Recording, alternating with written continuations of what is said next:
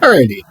So last time we had looked at America's entrance into the war in 1917 and what it was that changed in America because of going into the war.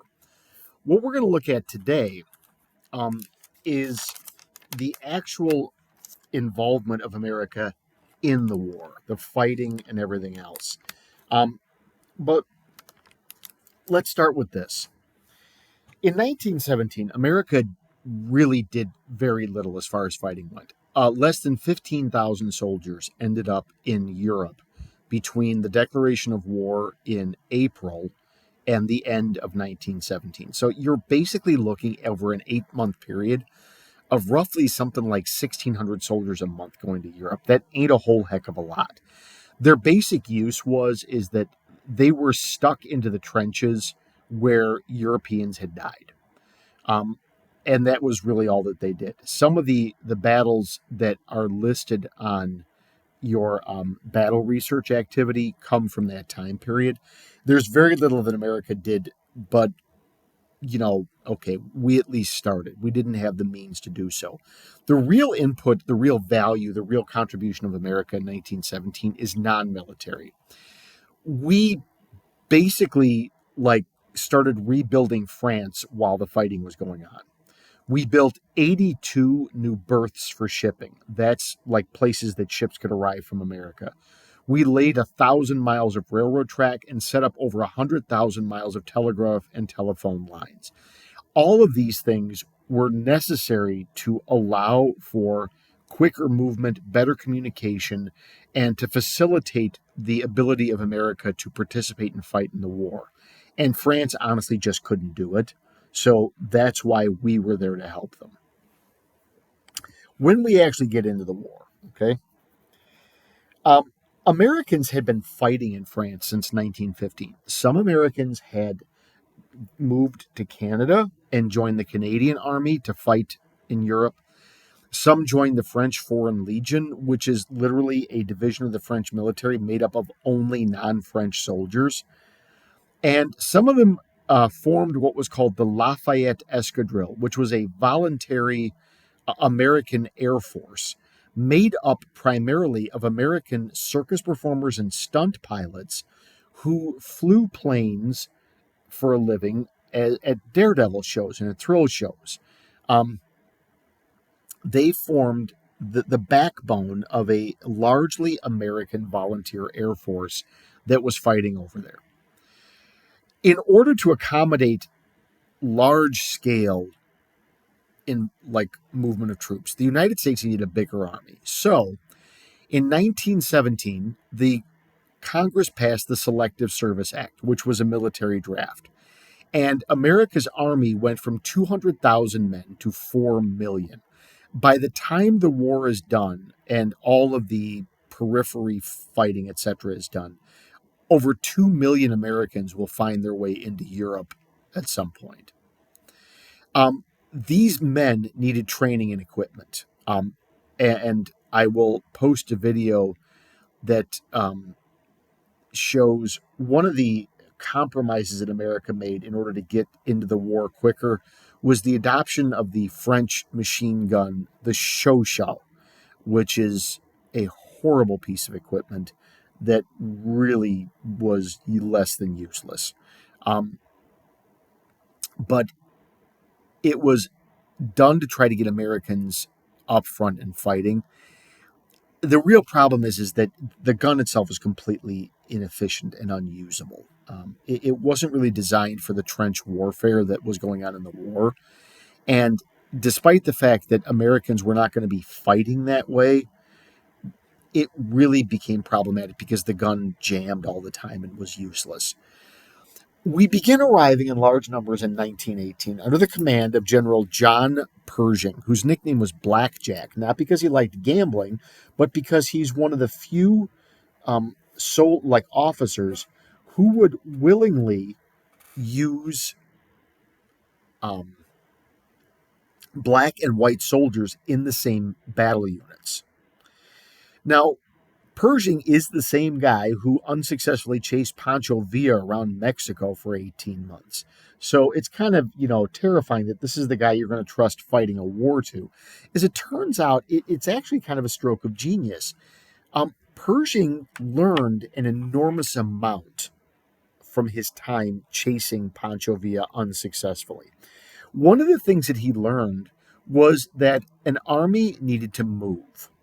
And as a result of this, when the Americans got to Europe, we were not going to be like just doing what the Europeans were, which was essentially sitting in a trench waiting for somebody to shoot us when we ran like idiots, across a giant space of open field. That's not what we were going to do. Okay. What America was going to do and how we changed the approach of the war, Americans were not going to stay put, nor were we going to do this thing of we run across the field, we capture the enemy's trench, and then we sit there waiting for him to counterattack. No, what we're going to do is we're going to run across the field, capture the enemy's trench, then we're going to keep going. In order to make this happen, the United States needed to innovate, and one of the innovations that they made was the introduction of a weapon called the Browning automatic rifle, basically the first assault rifle that allowed what's called moving fire. You are able to return machine gun fire against the guys in the trenches as you're walking across the battlefield. And the Browning automatic rifle, the BAR, proved to be one of the most decisive innovations in military history.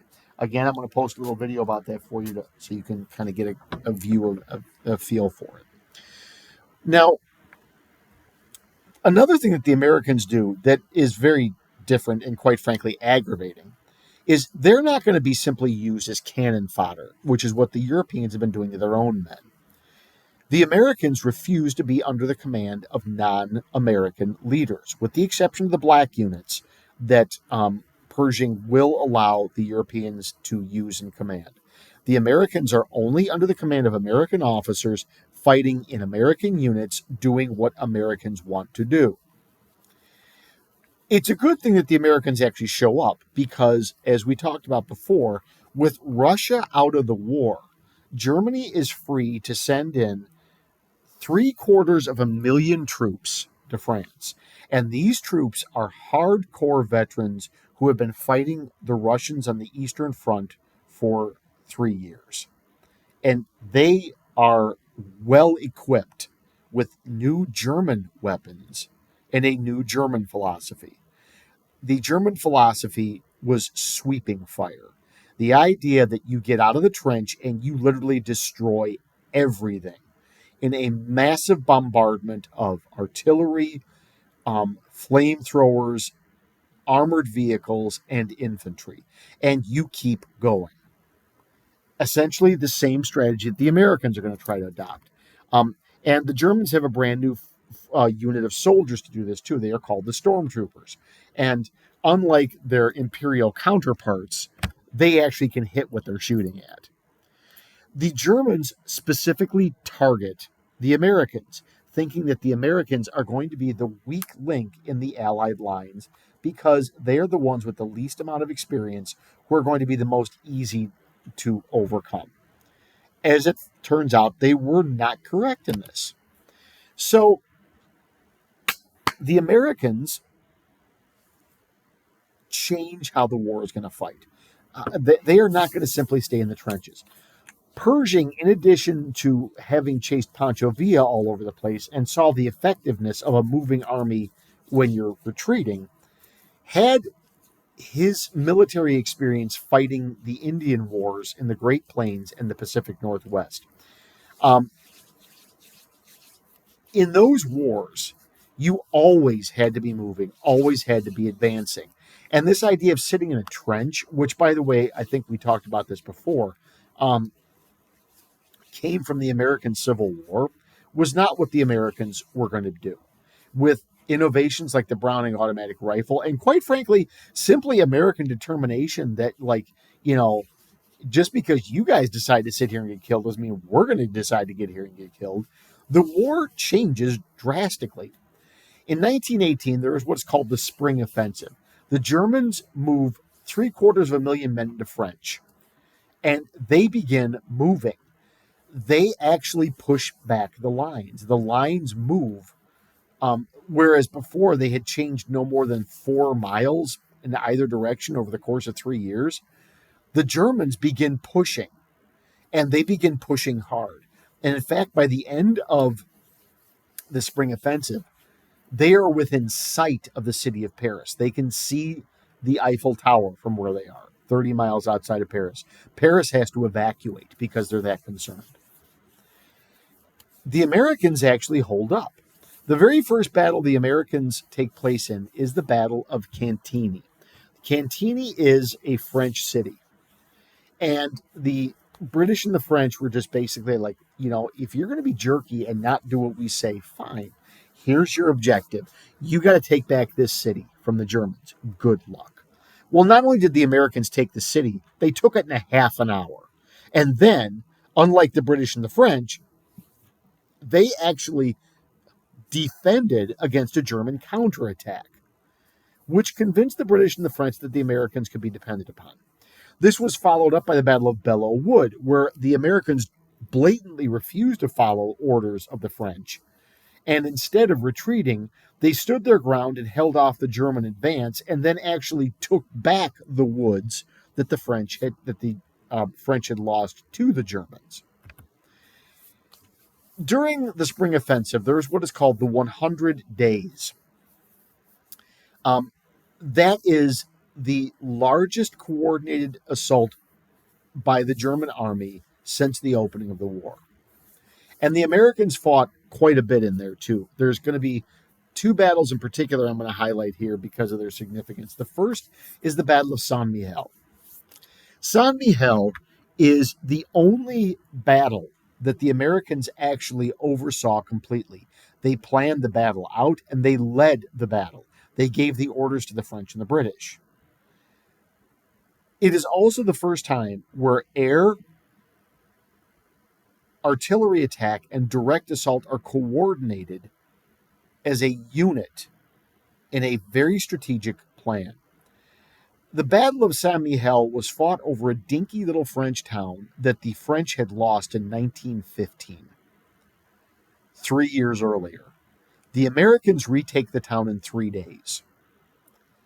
Under their leadership, the Allies proved to be successful. The most significant battle is what is known as the Meuse-Argonne.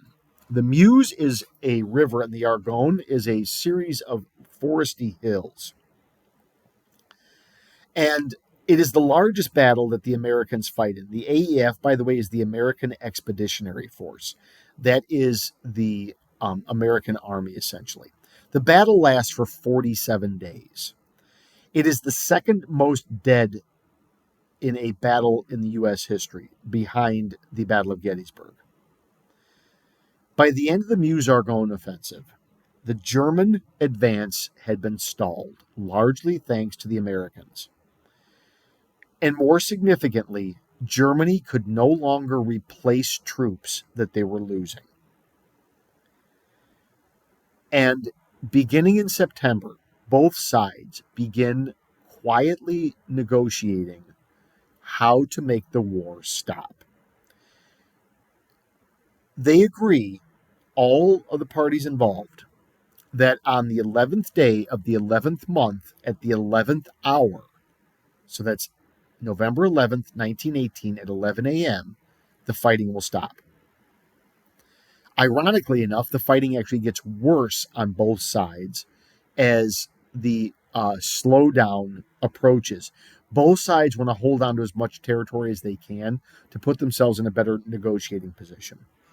On the 10th of November, the Kaiser of Germany is forced out of his position. He goes into exile where he dies later on, no longer leader.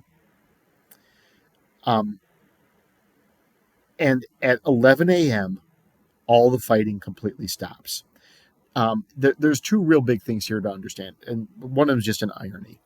We actually know the name of the last man killed in World War I. He was killed at 10:59 a.m.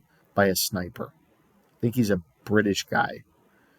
I think his name might be Harry Patch. Canadian or British, but he was shot by a sniper, literally like less than a minute before the war stopped. The second thing to keep in mind, and this is what proves to be a really important and very problematic issue, an armistice is a ceasefire. It is not a surrender. Germany did not surrender, and this this proves to be kind of a difficult concept when we come into the peace negotiations, because in the German mind, they did not surrender. They do not expect to be treated as a defeated nation. And that is not what the British and the French are looking at. Okay, so this is the end of this part. We'll jump into the next one on the next lesson. Peace and love.